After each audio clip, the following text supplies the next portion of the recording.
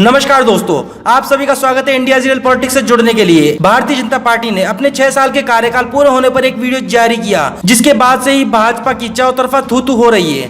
जी हाँ दोस्तों, दरअसल अंध भक्तों को खुश करने के लिए भारतीय जनता पार्टी ने अपनी बेशर्मी की सारी हदें पार करते हुए इस कोरोना काल के संकट में भी एक वीडियो जारी किया है, जिसमें झूठ का सहारा लेकर प्रधानमंत्री नरेंद्र मोदी को युग पुरुष साबित करने की नाकाम कोशिशें की गई है। दरअसल ये वीडियो जिस समय जारी किया गया है, वह पहले ही मोदी सरकार की नाकामी का जीता जागता सबूत हर रोज मजदूरों के खून से दे रहा है। देखा जाए तो भारत में हर छोटे मुद्दे में देशवासियों से देशभक्ति का सबूत मांगने वाली भारतीय जनता पार्टी इस कोरोना संकट में बैकफुट पर खड़ी है। आप लोगों ने गौर करा हो तो पाएंगे कि चुनाव के वक्त मधुमक्खी की तरह हर तरफ भिन मिलाने वाले भाजपा के मंत्री से लेकर छुटभैया नेता तक ऐसे गायब हो गए हैं जैसे गधे के सर पर से सिंह। हिंदू हिंदू करने वाले भाजपा के नेता गिरिराज सिंह, संबित पात्रा, ये सब अपने घरों में दुबक कर ऐसे बैठे हैं जैसे सत्ता तो कोई विपक्षी पार्टी संभालेगी और इनका काम सिर्फ आकर के टीवी डिबेटों में हिंदू मुस्लिम करना रह गया है। भाजपा के कई नेताओं ने तो ट्विटर को ही राजनीति का अखाड़ा बना लिया है कि अगर कोई झूठ बोलना भी हो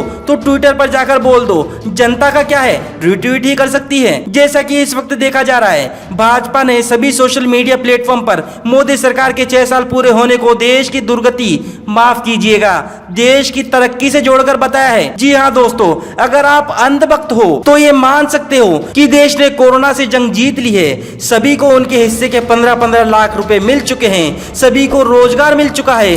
देश की जीडीपी की रफ्तार ने आसमान की ऊंचाइयों को बोना साबित कर दिया है। सभी तरफ खुशहाली है, खेत लहला रहे हैं और भारत देश अयोध्या बन चुका है और नरेंद्र मोदी साक्षात भगवान राम बनकर देश की, अपनी प्रजा की सेवा कर रहे हैं। पर सच्चाई इन सब बातों से कोसों दूर है। भाजपा ने ये वीडियो जारी कर खुद के पैरों पर न सिर्फ कुल्हाड़ी मारी है, बल्कि हर देशभक्त नागरिक को ये संदेश पहुंचाने का काम भी किया है कि आपका एक वोट कितना कीमती होता है, इसका नजारा देख लो और जो झूठ परोसा जा रहा है वो भी देख लो। दरअसल इस वीडियो के जारी होने के बाद भाजपा सरकार विश्व की पहली ऐसी सरकार बन चुकी है जो देशवासियों की मौत पर भी जश्न मनाने का काम कर सकती है। इसमें वैसे भी कोई नई बात तो नहीं है। दरअसल इस वीडियो के जारी होने के बाद भारतीय जनता पार्टी की चौतरफा आलोचना हो रही है, तो वहीं ट्विटर पर लोगों ने इस वीडियो का जवाब अपने ही अलग अंदाज में देने का काम किया है। दरअसल भले ही गोदी मीडिया आज सरकार की चाटुकारिता में व्यस्त हो, पर सच्ची खबरें लोगों तक पहुंचाने में सोशल मीडिया प्लेटफॉर्म एक महत्वपूर्ण भूमिका निभा रहा है, जिसके चलते मोदी सरकार व उसके नुमाइंदों को बार बार अपना थूका चाटने पर मजबूर होना पड़ता है। आते हैं वीडियो में जारी किए गए झूठे दिखावों की जड़ें खोदने को। जी हाँ दोस्तों, वीडियो की शुरुआत स्वच्छ भारत अभियान से होती है। सबसे पहले जन भागीदारी से स्वच्छता अभियान की शुरुआत हुई और भारत को गंदगी मुक्त करने का संकल्प लिया गया। असल मायने में यहीं से भारत में विकास, विश्वास और रफ्तार के नए युग का शुभारंभ हुआ। इसमें यह बताया गया है कि भारत में सफाई अभियान प्रधानमंत्री नरेंद्र मोदी ही लाए और 70 बरस कांग्रेस के राज का राग गा गा कर जिन भाजपाइयों ने अपने गले को भोंपू बना लिया, वह यह बताना भूल गए कि हमने कांग्रेस की निर्मल भारत योजना का चीरहरण करके उसको गांधी जी के चश्मे में जिस तरह फिट किया, वह सच्चाई से उतना ही दूर है जितना चश्मे में 2 लेंसों के बीच की दूरी है। और उनके बीच में जो नाक जोड़ जबरदस्ती से भाजपा फिट करने की कोशिश कर रही है, वह दरअसल बंटवारे की वह लकीर है जो भारत को स्वच्छता से बांटती है। प्रचार प्रसार का दौर है, महामारी को अवसर में बदलने का जोर है। भारत में जो झूठ फैलाने का नीच काम भाजपा कर रही है, उसे देश याद रखेगा। काशी को क्यूटो बनाने वाले, खुद को मां गंगा का पुत्र बताने वाले, आज जनता को स्मार्ट सिटी के हाल बताने से कतराते हैं, तैयार नहीं है यहाँ तक कि गांव-गांव को गोद लेने वाले भाजपाइयों ने देश भर को अनाथ बनाने का काम किया है। अभी भी यही कहना चाहेंगे। देश बदल रहा है, आगे बढ़ रहा है। आजादी के बाद भी देश में 18,000 से ज्यादा गांव ऐसे थे जहां बिजली नहीं पहुंची थी। आज हर गांव में बिजली पहुंच गई है, वो भी तय समय सीमा में।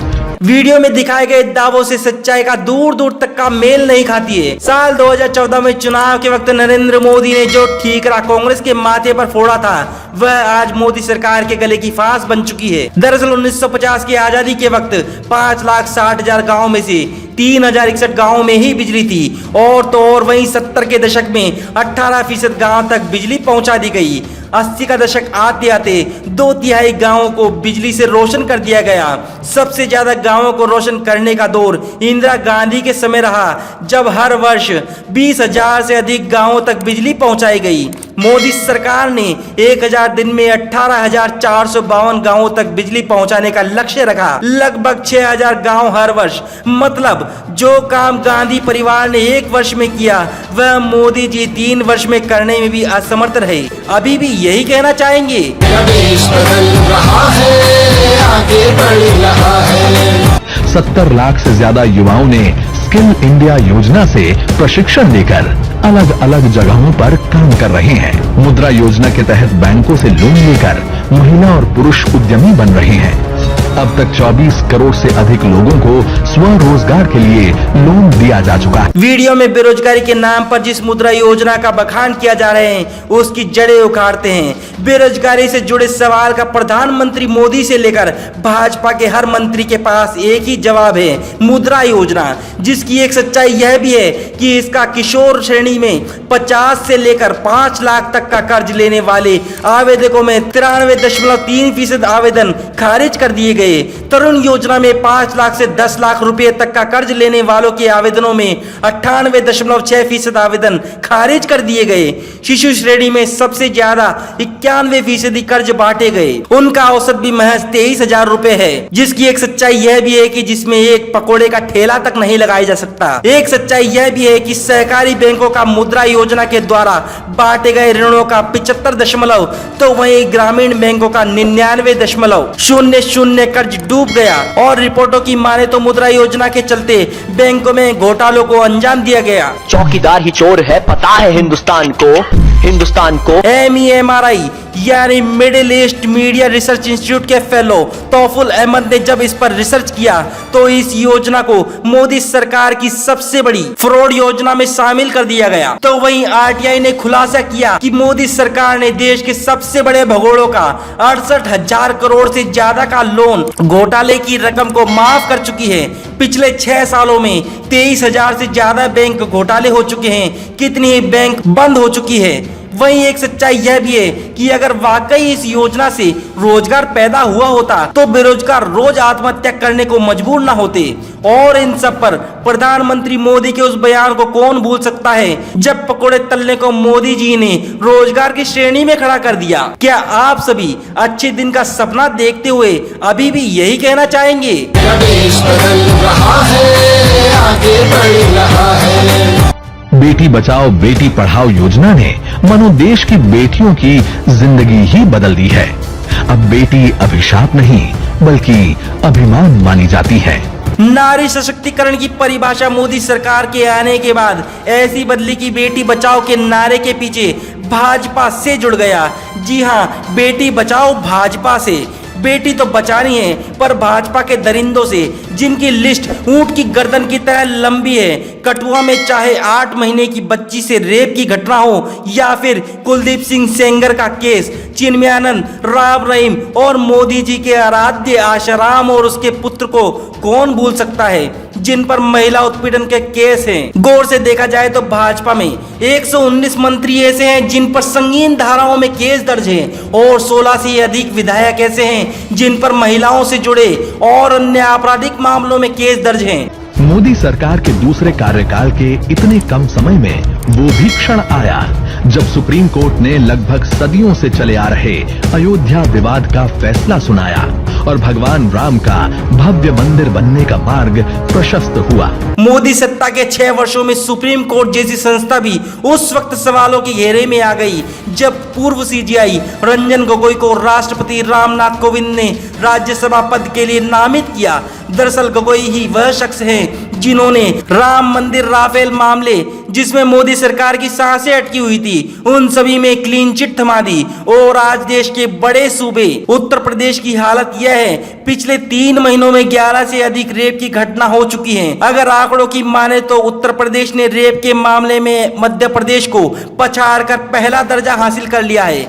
अब बेटी को अभिशाप कहें या अभिमान, ये आपका निर्णय है। सरकारी तंत्र ने पहले ही आत्मनिर्भर होने के लिए अर्थात किसी को भी सरकारी मदद का ख्वाब देखने से सीधा मना कर दिया है। अभी भी यही कहना चाहेंगे, मेरा देश बदल रहा है, आगे बढ़ रहा है। और लंबे समय से भारत में रह रहे हिंदू सहित 5 अन्य धर्मों के शरणार्थी जो पाकिस्तान, बांग्लादेश और अफगानिस्तान में धार्मिक प्रताड़ना के शिकार थे, उन्हें भारत की नागरिकता देने के लिए संसद में CAA संशोधन कानून पास किया ताकि वे शरणार्थी भी आत्मसम्मान के साथ भारत में रहकर जीवन यापन कर सकें। इस वीडियो के अंतिम भाग में CAA जैसे काले कानून को सफेद करके भारतीयों के हित में बताया गया है। इसके लिए ज्यादा सोचने की भी आवश्यकता नहीं है। हम सब ने पिछले 6 सालों से भाजपा के नेताओं को लगातार टीवी पर यह बोलते सुना है कि जागो हिंदू जागो, वरना कटने के लिए तैयार हो जाओ। पिछले 6 सालों में देश में जिस तरह का भय का वातावरण तैयार किया गया है वह हम सबको पता है। कैसे रोज टीवी डिबेट्स को कम्युनल किया जा रहा है हम सब जानते हैं। कभी गाय के नाम पर तो कभी तबलीगी जमात के नाम पर लोगों को बांटने में भाजपा ने कोई कसर नहीं छोड़ी। जब जब भाजपा पर संकट आया है तब तब भाजपाइयों को पाकिस्तान याद आया है। दिल्ली दंगों की आग अभी तक शांत नहीं हुई कि इस कोरोना काल के संकट में भी देश की मेन स्ट्रीम मीडिया देश में बंटवारे वाली खबरें चलाने में जरा भी नहीं हिचकती। 6 साल के मोदी सरकार के काले कारणों को अगर हम गिनाने बैठ जाएं तो सुबह से शाम नहीं, दिल्ली से चांद तक का सफर तय हो सकता है। वीडियो लंबा ना हो जाए, अंत में हम सिर्फ यही कहना चाहेंगे कि गोदी मीडिया का बहिष्कार करो। अभी इस चैनल को सब्सक्राइब करो, लाइक करके हमारा हौसला बढ़ाओ ताकि आपके लिए बेहतर से बेहतर जानकारी हम ला सकें। चौकीदार ही चोर है, पता है हिंदुस्तान को। तमाम ताजा खबरों के लिए हमारे साथ बने रहिए और सब्सक्राइब करें इंडियाज रियल पॉलिटिक्स, भारत की सच्ची तस्वीर।